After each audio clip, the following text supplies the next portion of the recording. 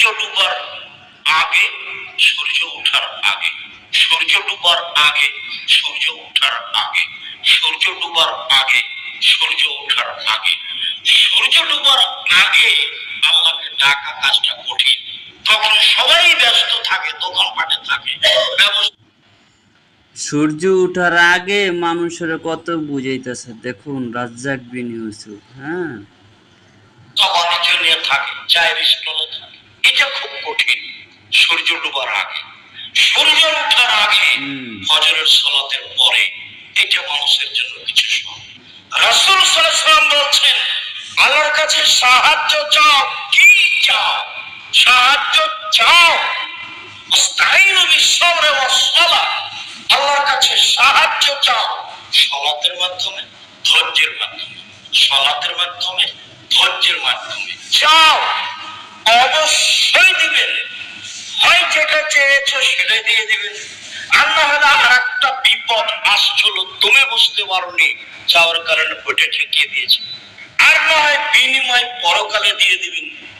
এখন যদি নগদ কবুল হয় তাহলে আমি বুঝলাম ঠিক আছে, আর যদি আর একটা বিপদ সরে যায় তাহলে আমি তো বুঝতে পারলাম না, তখন আমি ভাবলাম যে কবুল হয়।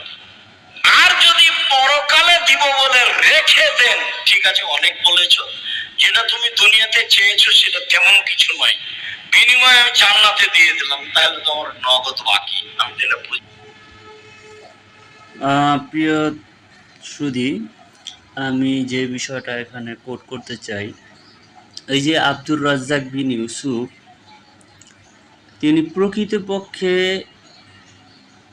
একজন ইমানদার ব্যক্তি কিনা সেটা আমি জানি না, কিন্তু তিনি সাধারণ মুসলমান সেটা আমি জানি। কেননা তিনি ইসলামে আছেন এবং ইসলাম ধর্ম নিয়ে কথাবার্তা বলেন, কিন্তু তার যে আকীদা, তার যে মুমিন, তিনি যে একজন মুমিন, সেই বিষয়ে আমার কিছু আপত্তি করা আছে।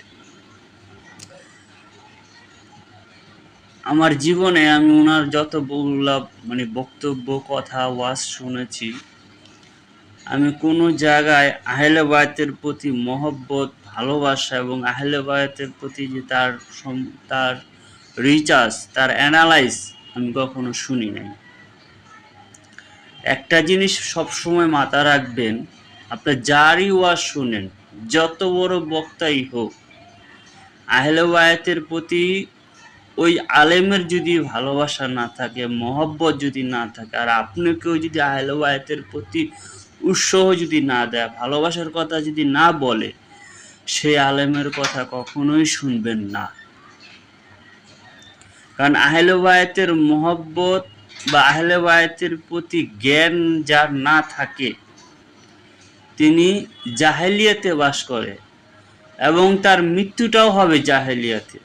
এটা রাসূল পাক সাল্লাল্লাহু আলাইহি ওয়াসাল্লামের বলা। তিনি বলেছেন যে আমার আহলে বায়াতের সাথে সুসম্পর্ক না রাখলে, আহলে বায়াতের প্রতি ভালোবাসা না রাখলে, তিনি জাহেলিয়াতের ভাবে থাকবেন এবং তার মৃত্যুটা জাহেলিয়াতের ভাবে হবে। আব্দুর রাজ্জাক বিন ইউসুফকে আমি সম্মান করি, তাকে আমি ইজ্জত করি, তাকে খুব ভালোবাসি, কিন্তু তার যে আকীদা এবং তার যে কথা, সেটা আমার কাছে পছন্দীয় নয়। কেননা তিনি আহলে বায়াতের থেকে দূরে আছেন। তো যিনি আহলে বায়াতের থেকে দূরে থাকেন, তার কথা থেকে মানুষ কিভাবে হেদায়েত প্রাপ্ত হবে, সেটাই হলো আমার কোশ্চেন।